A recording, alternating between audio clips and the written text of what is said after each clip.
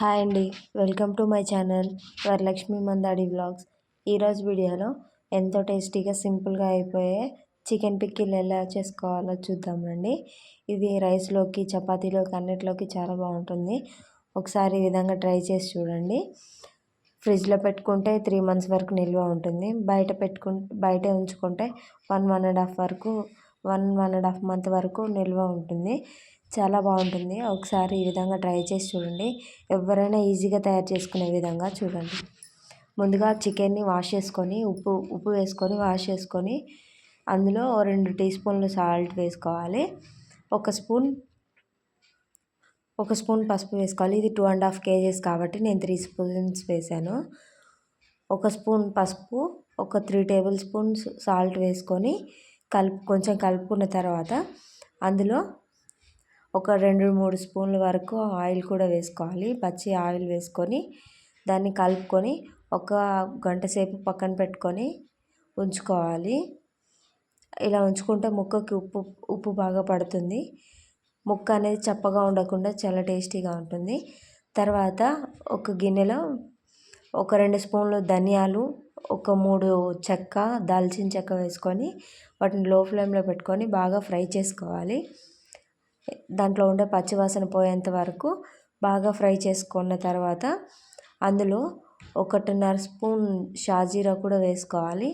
వేసుకొని దాన్ని కొంచెం సేపు ఫ్రై అయిన తర్వాత 2 బిర్యానీ ఆకు, 2 స్టార్ పువ్వులు, ఒక 10 లవంగాలు, ఒక 10 మిరియాలు వేసుకొని బాగా ఫ్రై చేసుకోవాలి లో ఫ్లేమ్లో పెట్టుకొని. వాటిలో ఉండే పచ్చివాసన పోయేంత వరకు ఫ్రై చేసుకుంటే ఫ్లేవర్ చాలా బాగుంటుంది. అవి బాగా ఫ్రై అయిన తర్వాత వాటిని పక్కకు తీసి పెట్టుకొని చల్లారనిచ్చుకొని మిక్సీ వేసుకోవాలి. మెత్తగా కచ్చపచ్చగా పౌడర్ చేసి పక్కన పెట్టుకోవాలి. తర్వాత ముందుగా మనం కలిపి పెట్టుకున్న చికెన్ కూడా గిన్నెలో వేసుకొని మూత పెట్టుకొని ఉడికించుకోవాలి. ఇలా వాటర్ వచ్చేంత వరకు బాగా ఉడికించుకున్న తర్వాత అందులో ఉన్న వాటర్ మొత్తం పోయేంత వరకు బాగా ఉడికించుకోవాలి. మధ్య మధ్యలో కలుపుకుంటూ ఒకసారి చూసుకుంటూ దాన్ని బాగా ఉడికించుకోవాలి. ఇలా ఉడికితే ముక్క అనేది పచ్చివాసన లేకుండా నీచు వాసన లేకుండా బాగుంటుంది. కొంచెం దానిలో ఉన్న వాటర్ పోయేంత వరకు ఉడికించుకున్న తర్వాత సగం వాటర్ పైనే పోయిన తర్వాత దాన్ని హై ఫ్లేమ్లో పెట్టుకొని బాగా వాటర్ పోయేంత వరకు ఫ్రై చేసుకోవాలి. ఫ్రై చేసుకొని చల్లారనిచ్చుకోవాలి పక్కన పెట్టుకొని.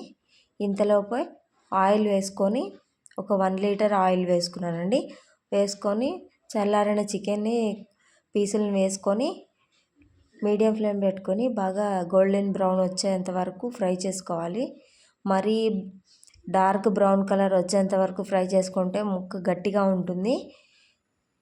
ఫ్రిడ్జ్లో పెడితే ఇంకా గట్టిగా అవుతుంది. కాబట్టి లైట్ గోల్డెన్ బ్రౌన్ కలర్ వచ్చేంత వరకు ఫ్రై చేసుకోండి.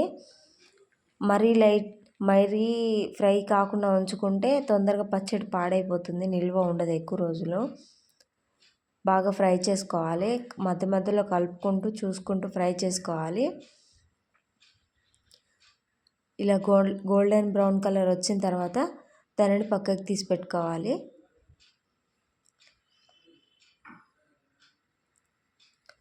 పక్కకు తీసి పెట్టుకొని దాన్ని బాగా చల్లారనివ్వాలి.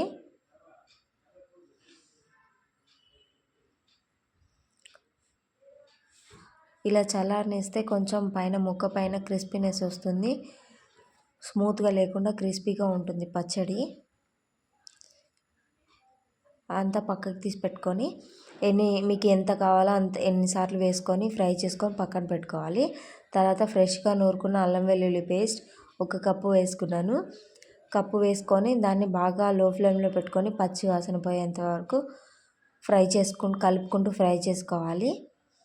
ఎందుకంటే పచ్చి వాసన ఉంటే పచ్చడి మొత్తం అల్లం వెల్లుల్లి వాసనే వస్తుంది. కాబట్టి అది లో ఫ్లేమ్లో పెట్టుకొని పచ్చి వాసన పోయేంత వరకు బాగా ఫ్రై చేసుకున్న తర్వాత 1 కప్పు కారం తీసుకున్నాను. అది మీ కారంకి సరిపడినంత, మీ టేస్ట్కి సరిపడినంత వేసుకోండి. 1 కప్పు కారం, 1/4 కప్పు సాల్ట్ వేసుకున్నాను. ఎందుకంటే ముందు చికెన్లో కలిపి మ్యారినేషన్ చేసుకున్నాను కాబట్టి ఇప్పుడు 1/4 కప్పు వేసుకున్నాను. తర్వాత ముందుగా మనం పట్టి పెట్టుకున్న మసాలా 1 స్పూన్ మెంతులు, ఆవాలు, జీలకర్ర వేసుకొని పౌడర్ చేసి పెట్టుకున్న పౌడర్ 1 స్పూన్ వేసుకొని దానిని బాగా కలుపుకోవాలి. కలుపుకొని దాన్ని కొంచెం చల్లారిన తర్వాత మనం ముక్కలు వేసుకొని కలుపుకుంటే పచ్చడి ఎక్కువ రోజులు నిల్వ ఉంటుంది.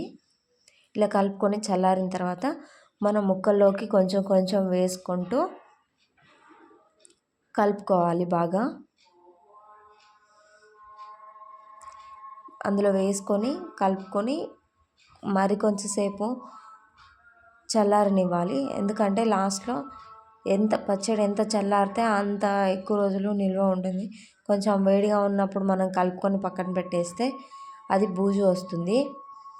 తర్వాత ఇలా కలిపి పక్కన పెట్టుకున్న తర్వాత పూర్తిగా చల్లారిన తర్వాత ఒక 4 నిమ్మకాయలు, పెద్ద సైజు నిమ్మకాయలని కట్ చేసుకొని దాని జ్యూస్ తీసుకొని వేసుకొని మళ్ళీ ఒకసారి కలుపుకోవాలి. ఎందుకంటే మనం నూనె ఎంత వేసినా కూడా అది చల్లారేసరికి పీల్చుకుంటుంది. కాబట్టి కొంచెం నూనె ఎక్కువ ఆయిల్ వేసుకొని కలుపుకొని ఇందులో ఉప్పు కారం ఏమన్నా తక్కువ అయినా కూడా మధ్యలో ఒక 1.5 day బయట ఉంచిన తర్వాత కలుపుకోవచ్చు, తక్కువ అయినా కూడా. తర్వాత దీన్ని బాగా కలుపుకొని 1.5 day బయటనే ఉంచుకొని స్టోర్ చేసుకుంటే చాలా బాగుంటుంది. Please subscribe.